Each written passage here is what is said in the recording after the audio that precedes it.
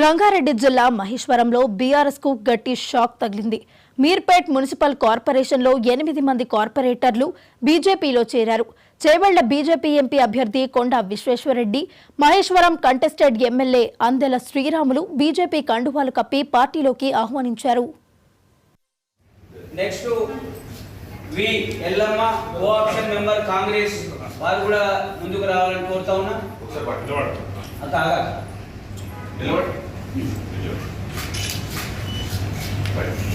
వి Yellamma co-option member Congress party Meerpet corporation. అనంతరము BRS party కార్పొరేటర్లు ఇంద్రావత్ రవి నాయక్ వారు ముందుగా ఇంద్రావత్ రవి నాయక్ గారు బీఆర్ఎస్ నుంచి బీజేపీలో జాయిన్ అవుతా ఉన్నారు. అరుణా ప్రభాకర్ రెడ్డి చూడండి, ఎట్లా మల్లేష్ గుజరాత్. ఈ పార్లమెంట్ ఎలక్షన్స్ వచ్చే ప్రధానమంత్రి మోడీ గారికి మళ్ళీ నిర్ణయం తీసుకుంది. ఎందుకంటే ఎన్నో కారణాలు ఉన్నాయి, కానీ ముఖ్యంగా అంతకు క్యాండిడేట్ ఎవరో దేశానికి తెలియదు. ఇక్కడ క్లారిటీ ఉన్నది, అక్కడ కన్ఫ్యూజన్. దీనివల్లనే యావత్ భారతదేశమే కాక తెలంగాణ మహేశ్వరంలో మా మీర్పేటలో కూడా ఎంతోమంది కార్పొరేటర్ ఈరోజు భారతీయ జనతా పార్టీ జాయిన్ కావడం జరిగింది. ఇప్పుడు దీంతో మనకు భారతీయ జనతా పార్టీకే మీర్పేట్ మున్సిపాలిటీలో మెజార్టీ ఉంటుంది. అది చేవెళ్ల పార్లమెంట్లో అన్నింటిలో పెద్ద మున్సిపాలిటీ, దాదాపు 1,00,000 ఓట్లు ఉంటాయి. వేముల నరసింహ కానీ, మల్లేష్ ముదిరాజ్ కానీ, రవినాయక్, ఎల్లమ్మ, మరి వీళ్ళందరూ కాంగ్రెస్ నుంచి కానీ, మళ్ళీ బీఆర్ఎస్ పార్టీ నుంచి కూడా ఇంద్రావతి రవీందర్, విజయలక్ష్మీరాజు, అరుణా ప్రభాకర్ రెడ్డి, జ్యోతి కిషోర్ వీళ్ళందరూ కూడా బీఆర్ఎస్ నుంచి కానీ.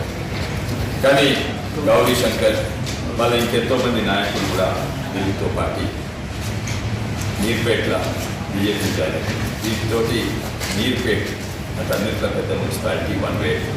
కానీ ఇదే కాక ఇంతకుముందు దారుల మండల్ పార్టీ ప్రెసిడెంట్ వాళ్ళు, ఎంపీపీలు, మండల్ పరిషత్ ప్రెసిడెంట్, తర్వాత ఎంతోమంది సర్పంచ్ జాయిన్ అయ్యారు. పోయిన వారం ఎంపీపీ జాయిన్ అయ్యారు. ఎలక్షన్ దగ్గర వస్తున్న కొద్దీ ఈ జాయినింగ్లు ప్రత్యేకంగా కాంగ్రెస్ నుంచి బీఆర్ఎస్ నుంచి వేగంగా అవుతున్నాయి. ఎక్కడ పోయినా ప్రోగ్రామ్స్ వల్ల ఈరోజు కిసాన్ మోర్చా ప్రోగ్రామ్ ఉంది చేయలేదు. ఇది జాయినింగ్ సంబంధించింది కాదు, బీజేపీ కిసాన్ మోర్చా అక్కడ కూడా జాయిన్ అయింది. మళ్ళీ ఈరోజు ఎంఆర్పిఎస్ మీటింగ్ ఉంది వికారాబాద్లో, అక్కడ కూడా బీజేపీ జాయిన్ అనే ప్రోగ్రాం ఉన్నది.